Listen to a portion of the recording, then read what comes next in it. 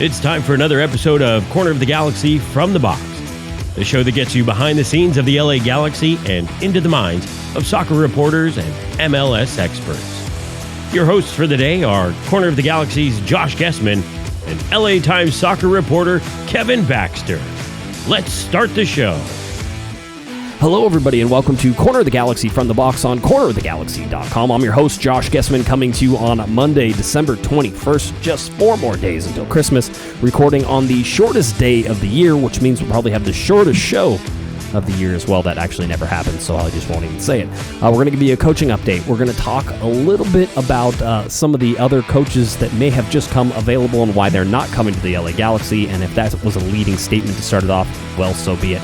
Also, some interesting news surrounding Julian Araujo as well. So some little things sprinkled in there. I'm sure we have some good updates for you. To help me do all of that is the panda himself, Mr. Kevin Baxter. Kev, how's it going, buddy?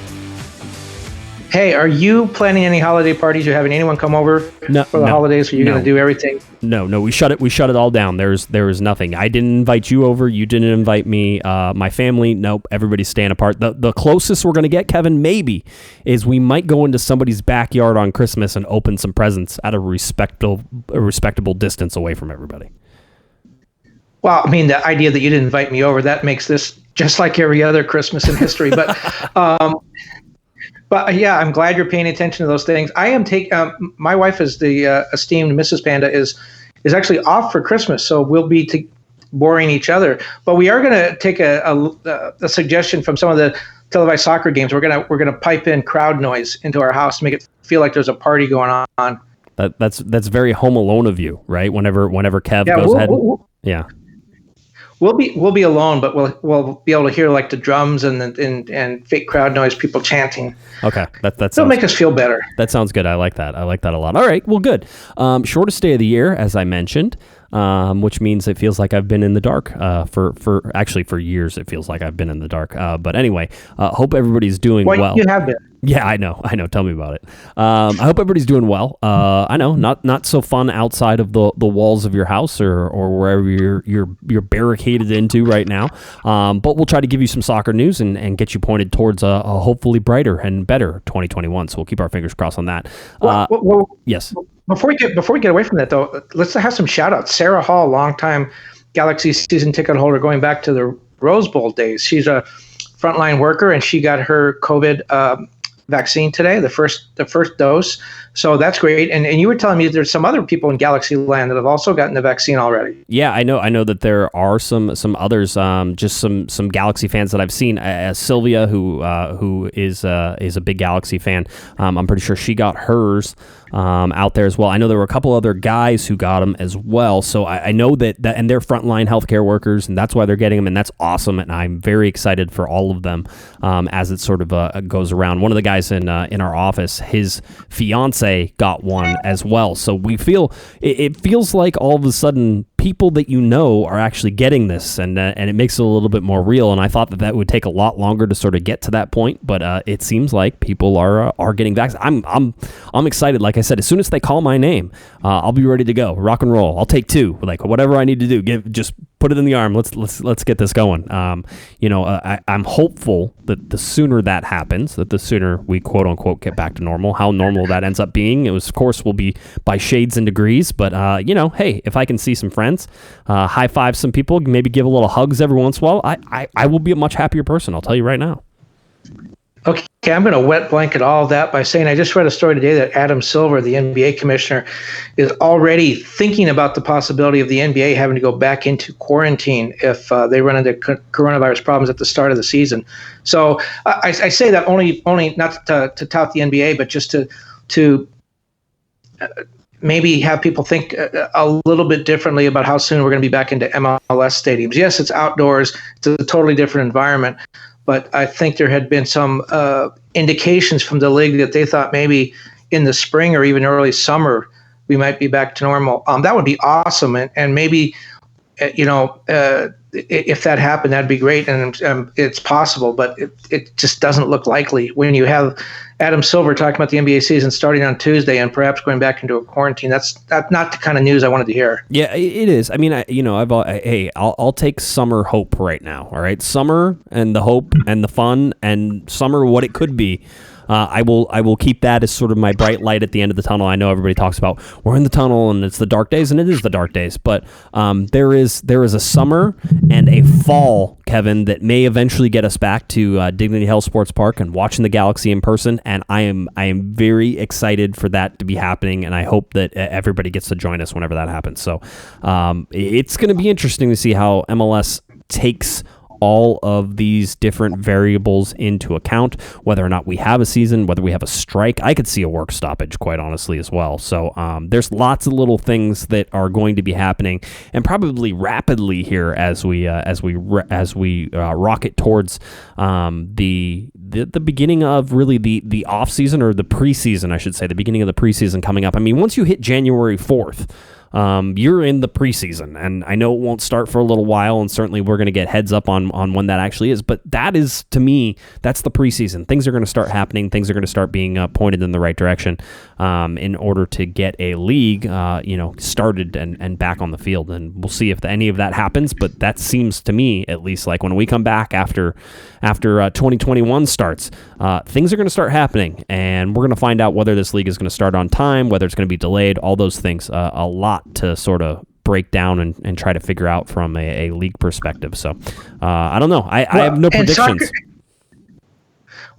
Soccer is different from any other sport. I mean, the NBA may be inching closer, and perhaps the NHL has quite a bit of diversity too, but no North American sport certainly has the kind of international reach that soccer does. I mean, MLS has players from dozens of countries. Baseball has international players, but mainly from the Dominican, Cuba, South America, a few from Asia.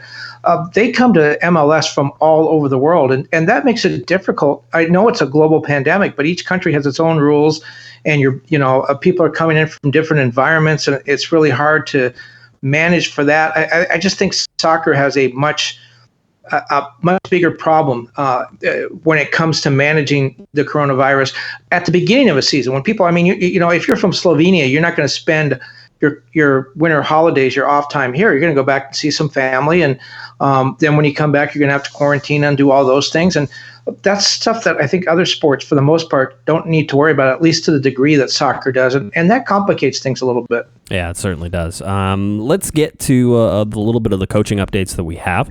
If you were following along on Thursday night for our live show, COG was able to break the news and bring you the news that the LA Galaxy had settled on a final target. They were working towards getting something signed, and that they were hopeful there might be an announcement before Christmas. Hopeful as in hopefully we can get that done, and if not, it'll probably happen afterwards. And so those are the things that we sort of talked about a little bit. So on Friday, I believe we got more information out, and Grant Wall was able to nail down that target. And certainly it's somebody we've talked about a lot, and certainly somebody we've put in that prime position as the most likely target for the LA Galaxy, and it was Greg Vanney, who the LA Galaxy are targeting. COG can confirm that as well. The interesting part about that is Jeff Carlisle added to that from ESPN, and also said that Dominic Kinnear is still in the hunt as well, which would make sense. Until there is something signed with anybody, the other person is going to be a part of that deal. And we've talked about, Kevin, I think, for a very long time about how Dominic Kinnear and Greg Vanney were like 1A and 1B as far as the LA Galaxy were concerned. So it wouldn't surprise me at all if for some reason something twisted or something changed, or things that sort of, spiraled in one direction or the other, and all of a sudden, instead of, Greg Vanney being up there, it's Dominic Kinnear. So I don't think last I checked, Kevin, nothing was done, nothing was signed. And so we're sort of in that grace period. We're in that little period where things are in flux. And as we've seen before, certainly things can change very, very rapidly whenever it comes to the LA Galaxy head coaching job. Well, what I know, I think you're sort of getting some of the same information. We may be talking to some of the same people, but my reporting tells me that they are at the point now where it's crossing T's and dotting I's, that most of the heavy lifting has been done.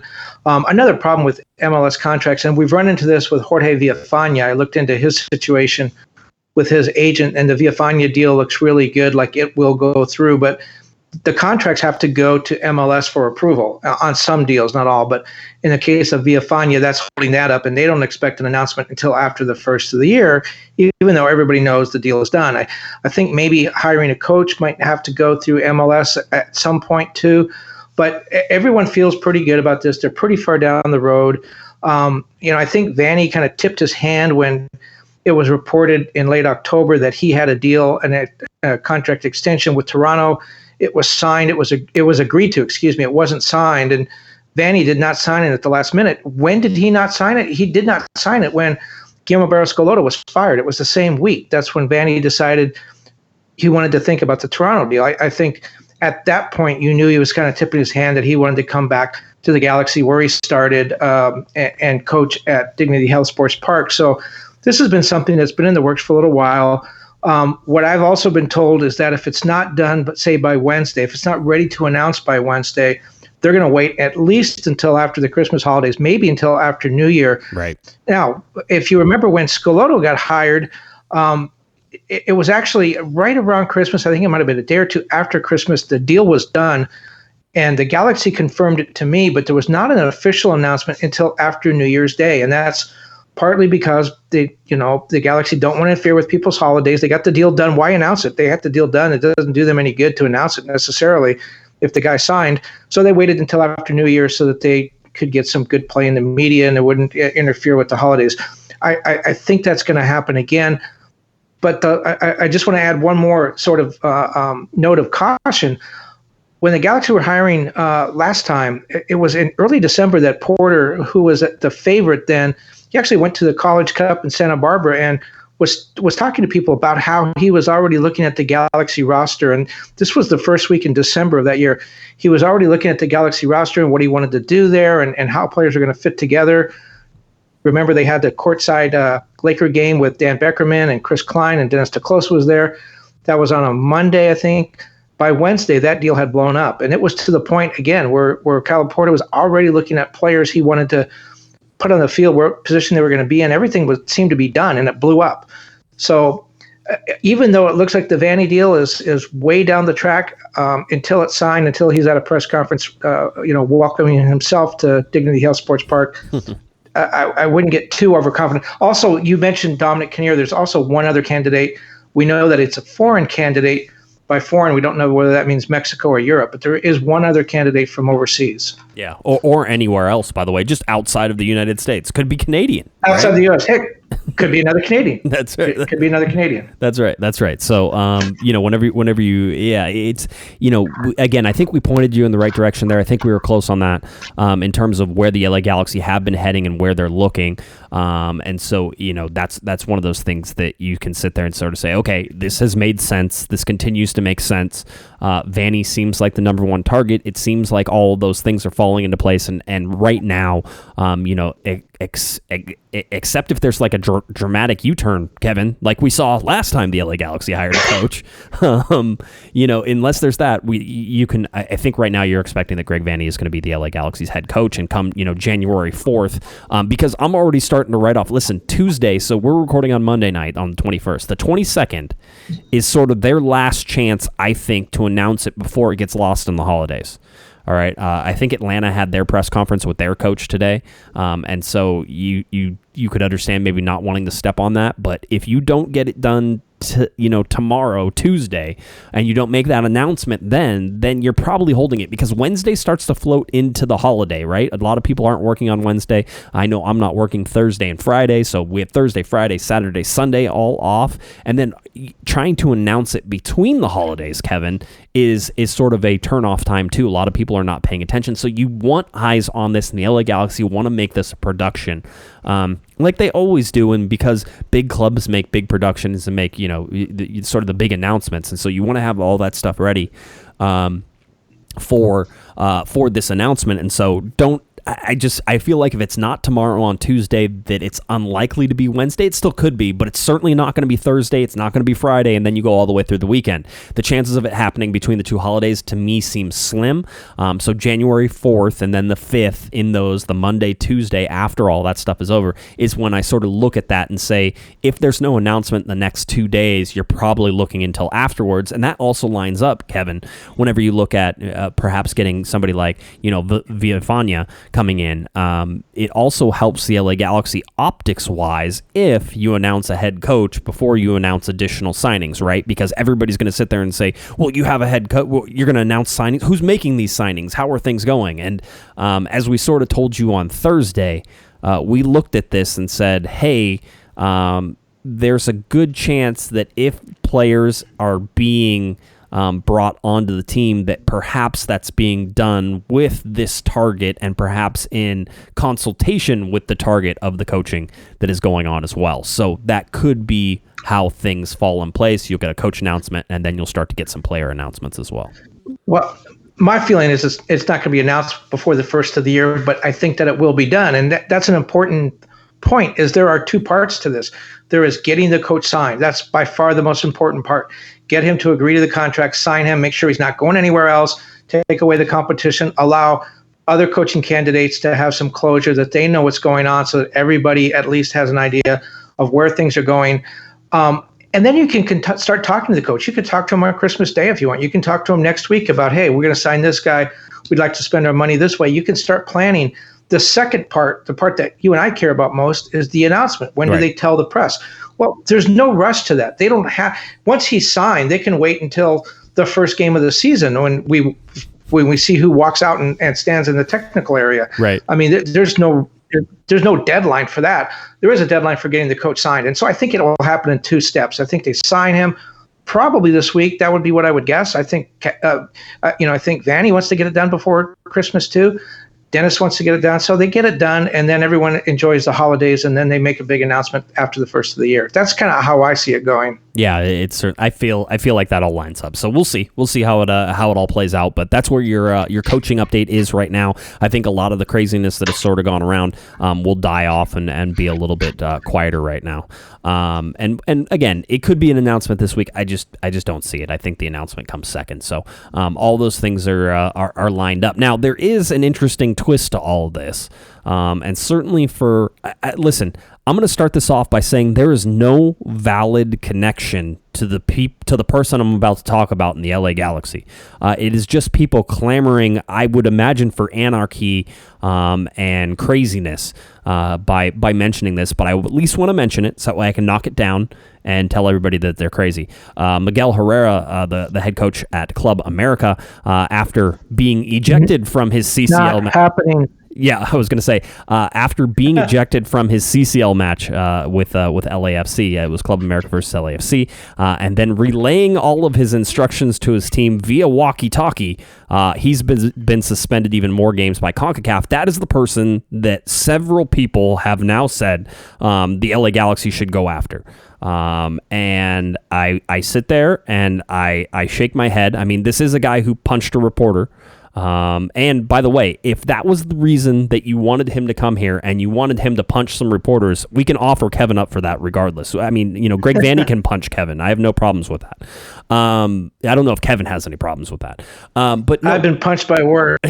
Yeah. So I mean, if that's your somehow your attraction to Herrera trying to come to the LA Galaxy to try to fix things, you're talking about a man who is, I will say, very, very passionate about the sport and very, very vocal about a lot of different aspects of the sport, including how bad MLS sucks. So a lot of those things sort of line up to say, no, he's not coming. But you're also asking a guy who is, I would consider, very unstable to come into a team that needs stability, that needs planning and purpose and, just that rock solid presence in a manager of what to expect and, sort of an even keeled sort of person and personality right now. That's what you need from a manager that's coming into the LA Galaxy. And if you brought in Herrera, he would set all of that on fire. And the Galaxy, I don't think I'm telling anybody this. The Galaxy are already on fire. They don't need to be turned into a blowtorch. It's smoldering. There's flames. There's smoke. There's lots of things. It doesn't need to be turned into like, a 7-alarm fire in an industrial warehouse full of gasoline, which is what you would do if you brought in Herrera. Is anything that I'm saying like crazy to you, Kevin? No, let me weigh in on this real quickly. The positives, the reason we're even talking about this, Miguel Herrera worked with Dennis DeClosa when they were both with the Mexican national team program. Herrera was the coach, remember, of Mexico's World Cup team in 2014. He comes from a big club. He has a big personality. He has a very good resume.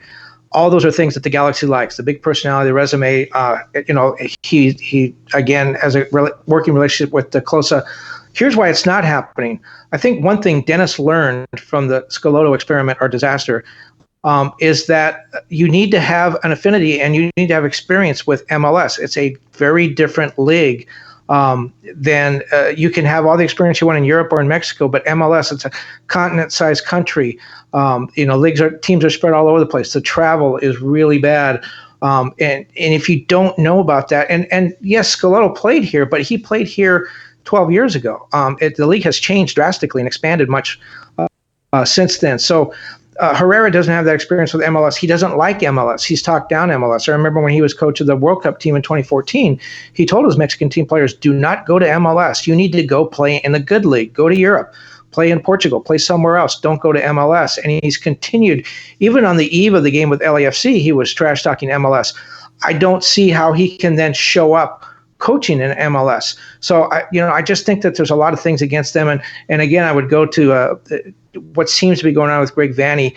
People ask, if you guys are down on Guillermo and you thought Guillermo should have got fired, and you think there should be some changes in the front office, why does Dennis get away with it? How come you guys aren't calling for Dennis's head too? Well, because I think Dennis has learned. I think Dennis is making the right moves. I think Dennis admitted that, hey, going with a coach that didn't know MLS was a mistake, and Dennis is correcting that mistake.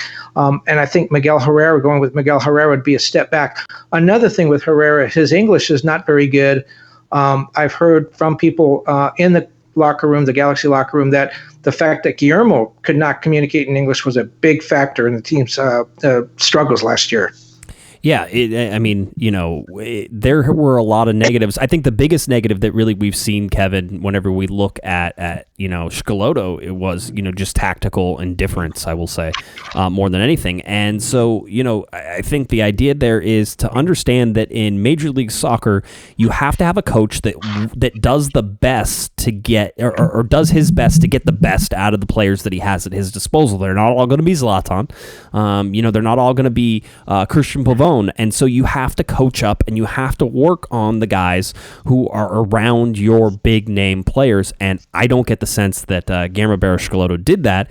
I don't think Herrera certainly will understand that or want to try to do that with the LA Galaxy. And by the way, there's no chance he's coming to the LA Galaxy. The links to him are just are nuts. Again, I think it's just, it's the anarchy choice, which is let's blow everything up, because if that would be the case, then that's what you're asking for. You're asking for, the dynamite to be thrown, into the mine and just blow it all up, let it all cave in, and you'll rebuild on the rubble later. So that's sort of where it is. Now, I think, can we move on from Herrera? Is there anything else? And Schelotto, is there anything else that you want to touch on that? Okay, good. We didn't even need to do that much. Yeah, I know. It was already too many minutes on that. There's other things that are going on, though, and certainly there is team building that is taking place. And we've talked about, Villafana, and the likelihood that he will be joining the LA Galaxy, and that seems, pretty solid in terms of when that's going to happen. So expect that after January 1st. We talked about it on Thursday. Kevin talked about it tonight. So we're in the correct zone to talk about him. But there are other things that go on in the off season, and I think that a lot of times, because general managers are not necessarily people, Kevin, who jump up and down and say, hey, look what I did, because everything that you do as a GM or everything that you do in a club is sort of, that's your personal property. That's your IP, your intellectual property, right? It's the things that you do to make you better than everybody else. And I think that a lot of times it's not spelled out as much as it should be. And we know that the LA Galaxy are meeting with other management groups. And that means with management, other teams outside of Major League Soccer, perhaps in Mexico, perhaps in Argentina. And what happens in these things, Kevin, is that the general managers go and they sit down at a table in front of each other. And even during the pandemic, personal relationships are important. So this is stuff that, is taking place, even with a pandemic. Sometimes you can do it via Zoom, but it's about the personal relationships. And a lot of it is handing over, rosters and sort of sitting there and saying, well, how are you handling this particular situation? And, they talk and there's an exchange of ideas, and it's like, here's my roster. Let me see your roster. And then they look, and it doesn't mean that they went into this with a deal in mind. There is no deal in mind, but they're looking for things that could be mutually beneficial to both parties. And if you look at those things and you have that personal relationship, when something does pop up, let's say, hey, you're talking to, a team down in Mexico, and they're like, we have some extra midfielders here, and this guy really needs some playing time, and if you're the LA Galaxy, you're like, we got so many midfielders, we don't know what to do, so that's not going to work. But all of a sudden, you have 3 injuries, and you got rid of somebody, and there's this hole there, and you're like, we had this discussion before, let me pick up the phone and start calling people. And so the meetings that are happening right now are setting the stages for things that could happen in the January transfer window, in the summer transfer window, all those things. And I know for a fact the LA Galaxy are having these meetings right now with other clubs, around the world, around outside of the United States, and are having those meetings to sort of like, hey, let's come together. Let's just see if maybe we can, as one of my old bosses said, always take the opportunity to hear about an opportunity, right? So go talk, discuss. Maybe something will happen that you didn't even know could happen, and that's some of the stuff that goes on in the off season, between general managers all across the United States, all across the world. Well, you mentioned general managers sort of not tooting their own horn. It's a tough position because think about it. The players play the game, and if they score the goal, they're the winning goal. They're the hero. The managers make decisions. If they send a substitute on and you win the game, they're the hero. The only time you hear about the general manager is when things go bad. And then all of a sudden he didn't build the team correctly. When's the last time you heard a general manager lauded because the team won a championship? It rarely happens. It's kind of a thankless job. But to what you were just talking about, Dennis still has his home in the Villarreal section of Guadalajara. He's gone there when the season ended. He and his family went down there for a while. Again, they kept their home, and so they were down in Mexico. They may still be there. I think 2 of the teams that we know that he talked to are Atlas and Chivas. Why? Because they're in Guadalajara, and he's in Guadalajara. That makes a lot of sense. Chivas is also the team where Yuri Antuna is. I don't know if that is anything that's active, but certainly Antuna enjoyed his time here, and I think the team enjoyed having him here. And it makes perfect sense for Dennis to go back and talk to the people from Chivas because that's where he grew up as an executive with the Chivas people. Now, I know that there's been a lot of change there, and I don't know how many people he still knows there, but it's a club, an environment with which he feels familiar. So certainly he's going to have those conversations, and those conversations will lead to others. As teams change front offices, they come in with, hey, I worked in Colombia for a while. You might want to check this situation out in Medellin. Maybe there's a guy there that can help you. All these general managers are in the business of helping one another. Yes, they're competitive, but they move around so much. And sometimes it's the third or fourth conversation you have is the one that leads you to the player you want. So even when you're competing with another general manager for a player, you're still having these conversations. That's all good. That doesn't mean they're going to sign anybody this year, next year, or 5 years down the road. But maybe 6 years down the road, they land a guy that really makes a difference. So, yeah, you're right. These conversations are natural, normal. They happen in every sport. And the fact that Dennis is down there talking to people in Mexico might mean something, might not, but it's all for the good. Yeah, it also should be noted that with visas and visa renewals and all stuff like that, usually you have to go out of the country to come back in. And so it's just an interesting time all around. So, that's sort of where we sit in terms of the LA Galaxy, at least what I understand, what you understand, and so we wanted to set that. But there's just this just this little inkling of something fell into my lap, I guess, today, or reading through ESPN. And listen, I think Kevin and I do our best to try to stay up to date on everything that happened with the LA Galaxy, and I can't possibly be tracking all of the rumors that are going on. And this one, at least, is not surprising because we had told you about some interest from some big name clubs for this particular player. In the past, we just didn't know if it was going to happen this winter or if it was going to happen in summer. So ESPN comes out and is reporting that Juventus, that Juventus, is interested in LA Galaxy right back Julian Araujo. This is very interesting one because Juventus has about 4 MLS players that they seem to be keeping an eye on, according to this article. FC Dallas duo Brian Reynolds and Ricardo Pepe, New York Red Bulls midfielder Caden Clark, and LA Galaxy right back Julian Araujo. We had talked about Julian Araujo, Kevin, and about his sort of step into the spotlight and whether anybody would be willing to pull the trigger on a 19-year-old kid who was playing on a fairly porous back line but was standing out in most of the games that he played and was voted Defender of the Year for the LA Galaxy in 2020. This is a kid, Kevin, you and I first met whenever he came up to the senior team and was sort of this mouse-ish, quiet, reserved kid who has now turned into, I will say, a man who has opinions, speaks them well, and it's turned out to be just a really nice kid. And I'm sure he was always a nice kid. It's nice to see and sort of talk to him and see where he's at. He's been on this podcast a couple times. I would say many times, but hopefully many more times coming up. But this is one of those things, Kevin, we didn't know if it was going to happen this winter, but now it looks like Juventus, not a small club, by the way, a large club, but Juventus are looking at possibly getting Julian Araujo. What do you take from all that? What does Juve have any big name players? Yeah, there's a couple. I mean, there's this one guy named Ronaldo that I've heard of before. That I'm glad the Hammer's not on right now because otherwise we'd have to fawn over Ronaldo for 25 minutes. But he's there. Weston McKennie's there, right? We talked a little bit beforehand. Well, yeah, but Julian Araujo is not going to be Weston McKennie. He's not going to come over and step in and start right away. You've been high on Julian Araujo all year. I think he's shown a lot of rough edges, the disciplinary actions that he had, the many yellow cards. He sort of loses control every once in a while. I think he's an incredible talent, and I'm not discounting the fact that he will be playing in Europe someday, maybe for a big club. I just don't think that a club like Juventus wants to bring him over and have him be a integral part of the first team right now. If he goes over, I think he plays for the reserves. I think he's someone that maybe they get involved in their team and their system. Sort of like Conrad de la Fuente now at Barcelona. He's not, he is not ready at this point to be a Serginho Dance or a Weston McKennie.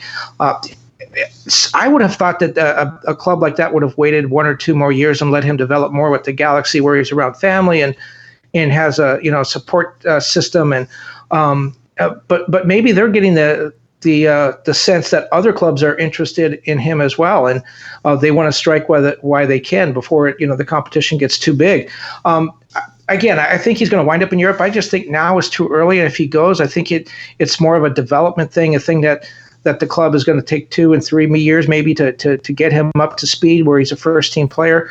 It's great for him, but I just don't know that he's necessarily going to go over there and start and play in Serie A and have a lot of minutes. Yeah, I mean, that's certainly whenever you go to a big club, that is one of the questions. And if you look at what Juve are looking at with these 4 players, they're trying to get some deals in here. And now there has been success with American players. There's been success here, and MLS is a place where they should be able to pick up cheaper options. Nobody's paying $20 million for Julian Araujo. Could it be 7 or 8 or 9 or 10 or 12? I mean, for a big club like Juventus, yes, it could be. And so you look at all these things and you put it there. If you're the LA Galaxy, holding on to him for a year could end up, damaging his value. And so there's, for a club right now that I will say is in a delicate financial position, and just it's been reiterated at many points talking to many people about how the LA Galaxy have to spend smart this year. It's one of the reasons that the negotiations with Christian Pavone are going to be I think abbreviated. Yes, they're going to be sort of, they're being drawn out, but it's going to be very short sort of spurts on that. It's not going to be this back and forth and back and forth. It's the LA Galaxy are going to pay a certain amount, and that's going to be it, because they have resources that they want to spend on other things and other players. And if they can't get Pavone for a certain amount, that's important. But if you go here and you find, Julian Araujo, which is Julian Araujo puts the LA Galaxy in a really interesting situation, and maybe a bad situation. If you remember, Kevin, Julian Araujo was signed to the senior team a couple months before he'd really be eligible to be a homegrown player, right? He was brought into the academy. You have to be with the academy a certain amount of time, and I forget what that is. But basically, the LA Galaxy were like, we can't wait. Julian Araujo needs to come up. And when they did that, they basically waived any chance of him being a homegrown player. And the reason that matters is a couple different things. One is we just went through a expansion draft, right? And Julian Araujo needed to be protected because he's not a Generation Adidas player and he's not a homegrown player. If he was a homegrown player, he'd be exempt from that expansion draft. The LA Galaxy wouldn't have had to protect him, and maybe they could have protected somebody like Joe Corona. I'm not saying they already didn't want to get rid of Joe Corona, but that's just an example, right? Have to protect Julian Araujo because he's the future of your club, and maybe you let somebody like Joe Corona go. And if you waited a little bit for Julian Araujo, maybe he's a homegrown player and you wouldn't have to make that decision. That's one thing. The other part about this is the transfer fee. If he's a homegrown player, Julian Araujo is a homegrown player, all of a sudden, if they sell to Juventus, they get all of that money. All of the money. MLS gets none of it. The LA Galaxy would get every single cent that comes in there. As it is, Major League Soccer has taken a much less percentage of these big sales, and I want to say it's around 15, 20, or 30%, and I'd have to look it up again to really understand it again.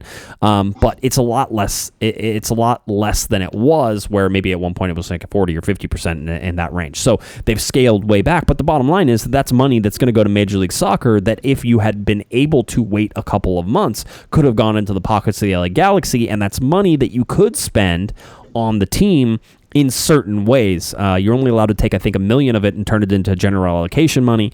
So you could get and that's interesting, and that works for you, and that helps with the salary cap and all those things that you want to do. But you probably go out and do other things, sign coaches. I believe you might even be able to use on designated players as well. So you could talk about an extra couple of million that you could have in your pocket that perhaps could help you buy Christian Pavone. I mean, these are the things that will be kicked around and looked at. But the bottom line is Julian Araujo not being a homegrown player, Kevin, means the LA Galaxy will get less money if there is a sale. And being we're not talking probably about $20 million, maybe we're talking in the single digits up to 10, that ends up, hurting, I think, a little bit. Well, and you talked about they want to get this done according to the ESPN report. This is in the January transfer window. So people who are interested in this, keep an eye on what happens with Rolf Feltscher. He was not, his contract was not extended, but he's someone that the Galaxy say they are still talking to. He cost about $220,000 last time we saw a contract, which was in 2019. We don't know what he got paid last year.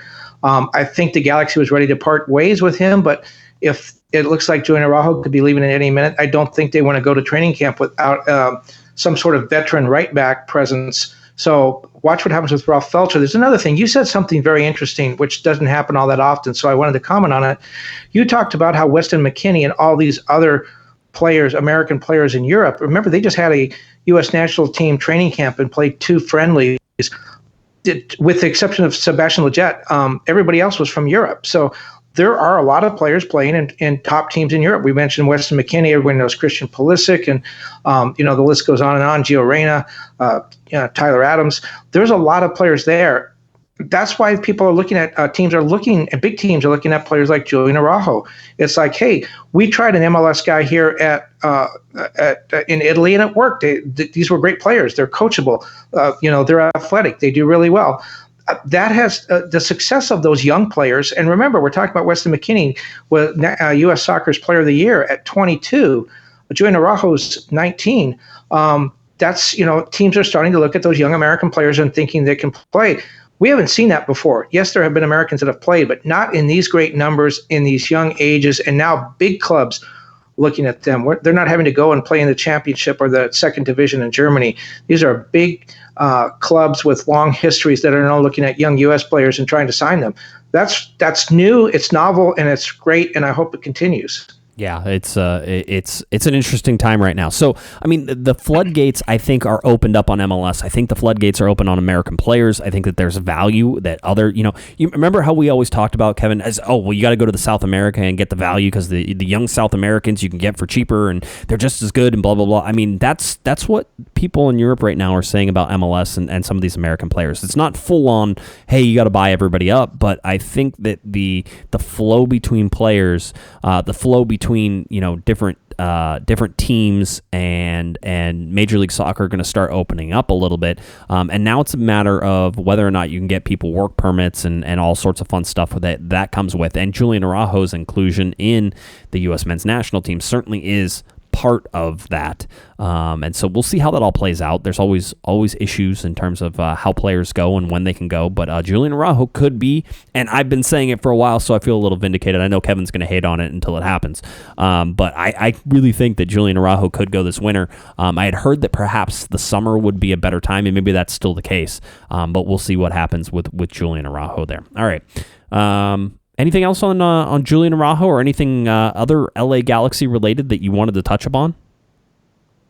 We're talking about the Galaxy? Yeah. No, we're not going to end the show now. We got to talk about something else. This is too short. No. Shortest day of the year, shortest show of the year. That was my goal on this particular one, especially before the holidays kick off here. Remember, no show on Thursday. No Thursday shows until I think January 7th was when it is, because I'm not recording on either of the eves, Christmas Eve or New Year's Eve. Although a New Year's Eve countdown would be just horrible because I'll probably be in bed by 9:30. So that won't happen either. So yeah, that's sort of what we said. I mean, there's not that much to talk about, is there? I mean, the LA Galaxy it seems like Greg Vanney is going to be the coach. We think that. Miguel Herrera is not going to be the coach. We're pretty sure about that. I mean, going over this stuff, Julian Araujo could go to Juventus. I think at one point Liverpool was also mentioned as well. So just keep all that stuff in mind. This is not over. And that the LA Galaxy are working on things behind the scenes. You can see, at least from where you and I are sitting, that they are working on different things. And so, I think if the quietness makes people uneasy, which certainly it makes people uneasy, I know because I see it all the time, but with the quietness in the end, if it makes you uneasy, know that there is work being done behind the scenes, and that eventually will result in signings of players and coaches and everybody else. And there will be lots of news coming, I feel like, here in the first part of the year. Well, speaking of lots of work being done, have you been following Chicharito's social media post where it seems like every other day he's shirtless on a hike, on a jogging trail somewhere?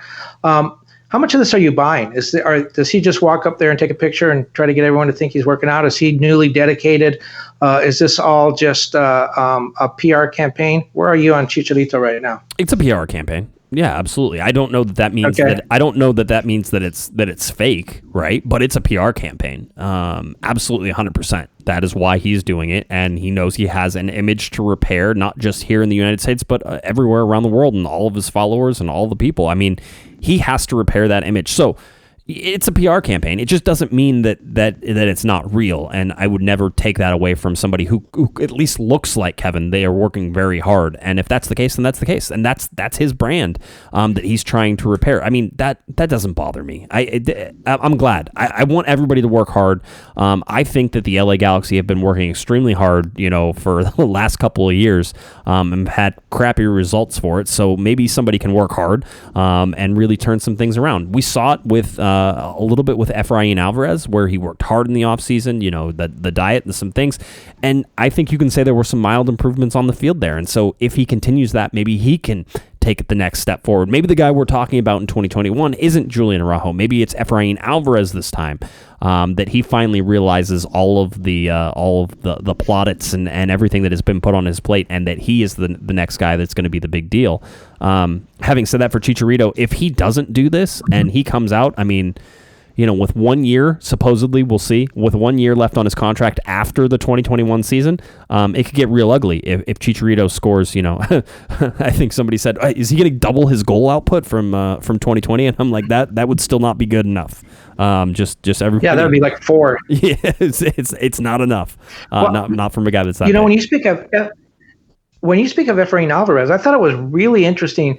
If you read between the lines of what Greg Berhalter said when he called Efrain into training camp with the U.S. national team, obviously he had done his homework. He knew what the knock on Alvarez was. He knew what the problems were here internally with the Galaxy, because the first time he was asked a question about Efrain, it was almost like he was reading from a script. He said, "Oh, he looks so fit. He really works hard. I could see playing him on a number of different positions. He could be a midfielder. He could be a winger. I could even play him as a false nine. He has so much talent. He's a great passer." He was just basically ticking off all the boxes. Yes, he's had problems with fitness in the Galaxy, but we think that he's fit. Yes, he's had problems with being able to play 90 minutes. We think he can play 90 minutes. And it was so interesting hearing that. What I don't know is who was the target of that campaign. Was he trying to tell Dennis that one of the things he did say is he needs to play more. He should be playing more. I don't understand why he didn't play more minutes this year. Was he trying to tell the Galaxy that this guy's a good player and he needs to play more? Was he trying to light a fire under Efrain and say, we see a lot of good things there. You need to dedicate yourself. 3 coaches now have tried to do that with him, and it really hasn't worked. I just thought it was interesting. He was talking the script that we've heard so often. A guy with a lot of talent just really doesn't seem to have to dedicate. He doesn't seem to have been able to dedicate himself and hasn't been able to stay fit. That to me, that was just interesting. That Greg Berhalter had picked up on all those things and was trying to motivate either Efrain, the Galaxy, maybe both. Yeah, it's all, again, it comes down to man management, and you need to get the best out of your players. And sometimes, it's, I think if you go to the Bruce Arena school of things, it's always, don't try to be somebody you're not. And where did Greg learn his man management? Yeah, Bruce Arena. Yeah, I know. It's there's that coaching tree we have been following now for a while, and in just different ways. Very interesting times. All right, I'm serious. I'm not talking anymore. I'm done. So you're done too. I'm calling it. We're good. Okay, I'm done. Happy holidays, everybody. Wear a mask. Yep. No, that all makes sense. Happy holidays for sure. I think that does it again. No show on Thursday. We'll be back again, I believe, next Monday. We'll have an update for you. Hopefully, there's some more interesting stuff that has happened in the quiet period. And if there's nothing to talk about, we won't have a show, but you can probably count on us figuring something out. After all, we talked for 45, 50 minutes on this show. So we somehow stretch that into something, a quiet day. So if you're looking for Mr. Kevin Baxter on Twitter, it's at KBaxter11, and head on over to the LA Times, where Kevin covers all the soccer in Southern California and the U.S. men's national team, women's national team. All that stuff's right there, latimes.com. So, go get a subscription. Follow Kevin. Kevin does a great job. Subscribe to his newsletter as well. That's always positive. And you'll see that our podcast usually makes it on that newsletter. So, there you go, latimes.com for Mr. Kevin Baxter. If you're looking for me on Twitter, at jguesman, JGUESMAN, and of course, at Galaxy Podcast, head on over to cornerofthegalaxy.com, where our theme just updated. Broke most of the website, but I have it mostly fixed, and I'll be fixing the rest of it probably for the next month. So that'll be fun as well. Cornerofthegalaxy.com is where you can find that. A great new article from The Hammer and from Ramiro as well. So for Mr. Kevin the Panda Baxter, I'm Josh Pato Guesman. You've been listening to Corner of the Galaxy from the Box on cornerofthegalaxy.com. Happy holidays, everybody. We will see you next week. Have a great one. You've been listening to the Corner of the Galaxy podcast on cornerofthegalaxy.com. You can follow the show on Twitter and Instagram at Galaxy Podcast. And be sure to check out and subscribe to iTunes, Stitcher, and Facebook by searching for Corner of the Galaxy. Fans, we thank you for listening, and we ask that you be kind and courteous to your neighbors as you leave the podcast. We thank you for joining us and look forward to seeing you again. Until then, I'm Michael Araujo, and on behalf of the entire Corner of the Galaxy crew, goodbye, everybody.